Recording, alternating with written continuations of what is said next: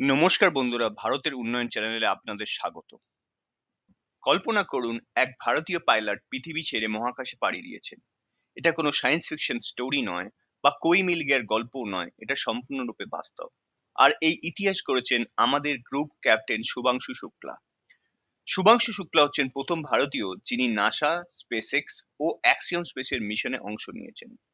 রাকেশ শর্মার পর প্রথম ভারতীয় যিনি মহাকাশে পাড়ি দিয়েছেন, আমাদের 41 বছরের অবসান করিয়েছেন প্রতীক্ষার।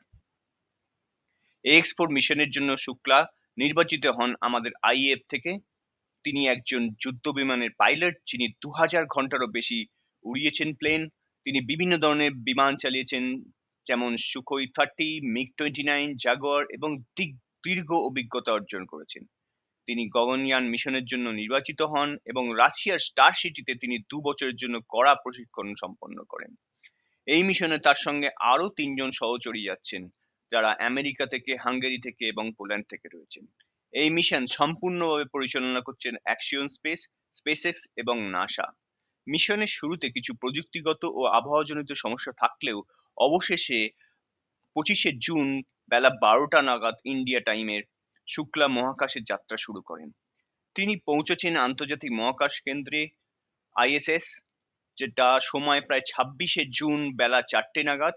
ভারতীয় হিসাবে এটি একটি ঐতিহাসিক মাইলফলক। শুক্লা বর্তমানে আইএসএস এ অবস্থান করছেন এবং বিজ্ঞান ভিত্তিক গবেষণা করছেন। তিনি বিভিন্ন আন্তর্জাতিক গবেষকদের সঙ্গে কাজ করছেন এবং ভারতীয় গবেষণার অংশ তৈরি করছেন।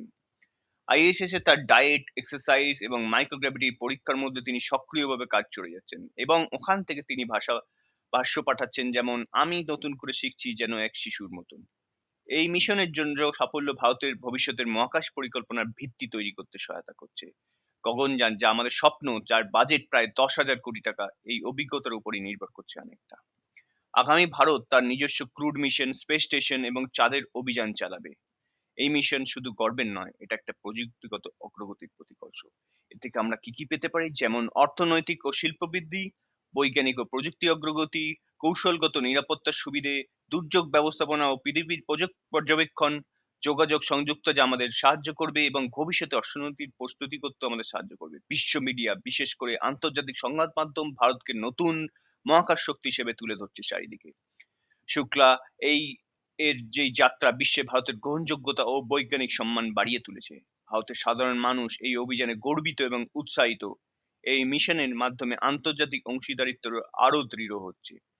শুক্লাও বলছেন, আমি একা যাচ্ছি না এখানে, সঙ্গে যাচ্ছে আমার 1.4 বিলিয়ন ভারতীয়র স্বপ্ন। তাই বন্ধুরা, ভিডিওটিকে লাইক করবেন, শেয়ার করবেন ও সাবস্ক্রাইব করবেন এবং পরবর্তীকালে কি করছেন আমাদের ক্যাপ্টেন তা আপডেট জানতেও আমাদের চ্যানেলে চোখ রাখবেন। জয় হিন্দ, ধন্যবাদ।